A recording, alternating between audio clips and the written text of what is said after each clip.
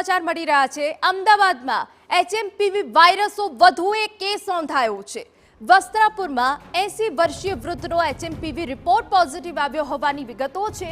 વૃદ્ધને સારવાર માટે ગુરુકુળ રોડની સ્ટર્લિંગ હોસ્પિટલમાં રખાયા। વૃદ્ધને લાંબા સમયથી અસ્થમાની બીમારી હોવાનું સામે આવ્યું। દર્દીની વિદેશ પ્રવાસી કોઈ હિસ્ટ્રી નથી। હાલ તબિયત સુધારા પર હોવાનો આરોગ્ય વિભાગનો દાવો છે।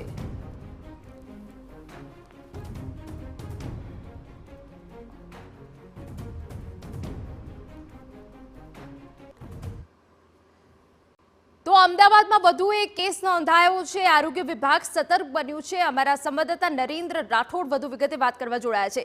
નરેન્દ્ર, આ જે વૃદ્ધ હતા તેમની કોઈ ટ્રાવેલ હિસ્ટ્રી નથી અને વધુ એક કેસ અમદાવાદમાં નોંધાવાથી હવે એક ચિંતાનો વિષય છે। આરોગ્ય વિભાગ કઈ રીતે સતર્ક બન્યું છે, શું અપડેટ આપની પાસે?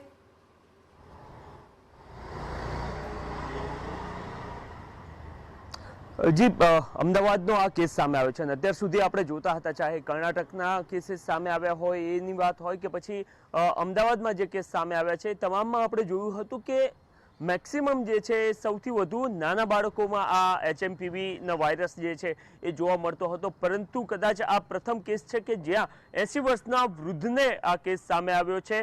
વસ્ત્રાપુરમાં તેઓ રહે છે અને લાંબા સમયથી તેઓ અસ્થમાની બીમારીથી પીડાઈ રહ્યા હતા અને એમનો રિપોર્ટ પોઝિટિવ આવ્યા બાદ આજે તેમને 9મી તારીખે એમને સ્ટર્લિંગ હોસ્પિટલમાં એડમિટ કરવામાં આવ્યા હતા અને આરોગ્ય વિભાગ તરફથી જે વિગતો પ્રાપ્ત થઈ રહી છે એમાં સ્પષ્ટ કરવામાં આવ્યું છે કે વૃદ્ધની તબિયત હાલ સુધારા પર છે અને સતત એમનું મોનિટરિંગ કરવામાં આવી રહ્યું છે। આ સિવાય એમના પરિવારજનો છે એમનું પણ સતત આરોગ્ય વિભાગની ટીમ દ્વારા મોનિટરિંગ કરવામાં આવી રહ્યું છે। મહત્વનું છે કે જ્યારે એચએમપીવીના કેસીસ સામે આવ્યા હતા ત્યારે પણ તબીબો સાથે જ્યારે વાતચીત થઈ હતી ત્યારે તેઓ સ્પષ્ટ કરતા જોવા મળ્યા હતા કે જે પ્રકારની તકેદારી આપણે કોવિડમાં દાખવી હતી એ જ પ્રકારની તકેદારીની જરૂર આ પ્રકારના કેસીસમાં છે। આ સિવાય આ સૌથી વધારે જે છે કે જેમની રોગ પ્રતિકારક શક્તિ ખૂબ નબળી હોય એમને થઈ શકે છે અને એના જ કારણે આ જે વાયરસનો ચેપ છે એ સૌથી વધારે નાના બાળકોમાં જોવા મળતો હતો અને એમાં પણ એવા બાળકો કે જેમની ઉંમર હજુ 2 વર્ષથી નાની હોય,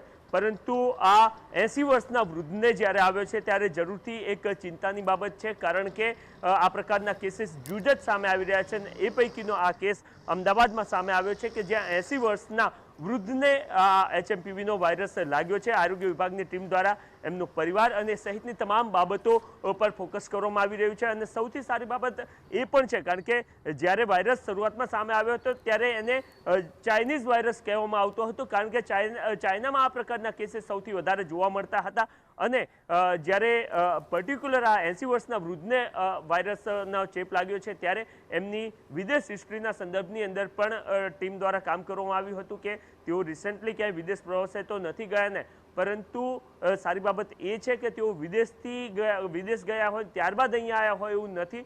એમની તબિયત ઓલરેડી નાદુરસ્ત હતી, લાંબા સમયથી એમને અસ્થમાની બીમારી હતી અને એના કારણે આ વાયરસ લાગ્યો હતો। હાલ આરોગ્ય વિભાગની ટીમ અને આ સિવાય હોસ્પિટલની ટીમ સાથે મળીને આ જે દર્દી છે એમના પર ફોકસ કરતી જોવા મળી રહી છે। જી બિલકુલ નરેન્દ્ર, સંપૂર્ણ વિગત બદલ આભાર। તો હાલ હોસ્પિટલમાં સારવાર આ વૃદ્ધ લઈ રહ્યા છે।